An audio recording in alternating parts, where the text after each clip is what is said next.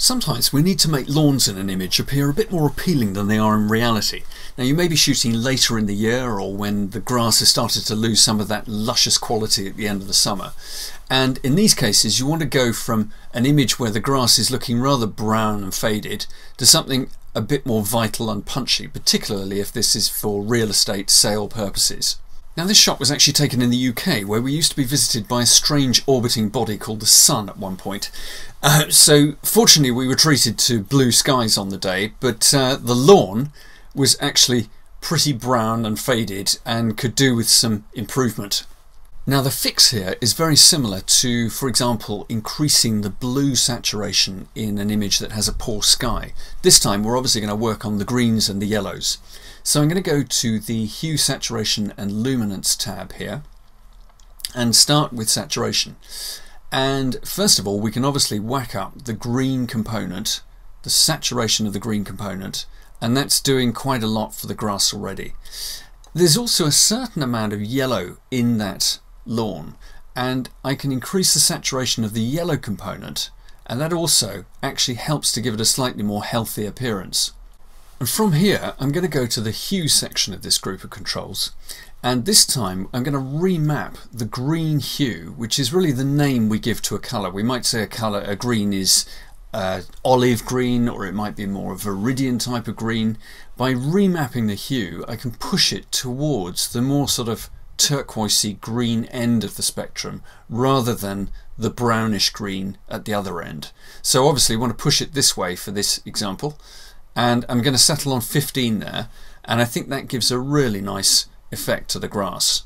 And we've also got the luminance control here, whereby we can lighten or darken that green that we've changed in colour. So luminance doesn't change the quality of a colour, it's purely its brightness or its darkness, and you can actually oddly increase the strength of a colour by taking the luminance down a little bit. It's really helpful, I've found, for darkening skies. If I was to pull down the luminance of the blue channel, look what it does for the sky there. I don't think it's so useful when applied to grass. You could take it down a little bit just to increase the saturation slightly.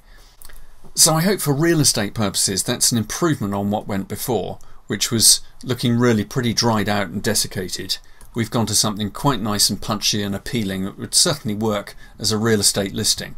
But if I was being fussy about this picture, I'm not that happy about the intensification of the greens that's gone on in these trees as well.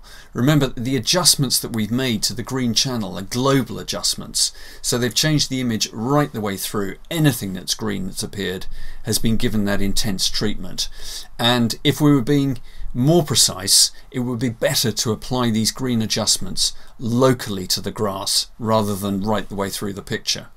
So going back to the original picture, this time I'm going to apply a local adjustment with the local adjustment brush, and I'm going to choose from the drop down Tint. And Tint gives us the ability to give a green or a magenta tint to a particular area of the picture. When would you normally use this? If you were shooting, for example, under fluorescent lighting and your white balance on your camera had been set to daylight correct, then the areas illuminated by a fluorescent lamp would tend to come out with a rather nasty green tint. So you would actually use some plus magenta to counteract that green tint and paint over a wall or a ceiling that had that green cast. But of course here we're actually going to use it for its green tint quality. Whack that over to the left and brush over with the broad brush all over the grass, and that's starting to restore it to quite a nice green hue. And I've got my brush set to auto mask here, which means as I brush over into the pathway it doesn't actually contaminate the pathway with that green tint. I could reduce the size of my brush and paint in a little bit more green there, but that didn't take very long to restore the grass to a nice green colour without affecting the trees or other parts of the image that I want to leave untouched. I can go on playing with the green effect. I could take it all the way to the left to see how it looked and then decide where I want to settle back, but I kind of like that, and I can say done to that, and there is the lawn, which, while not perfect, is looking a lot more appealing and presentable than before.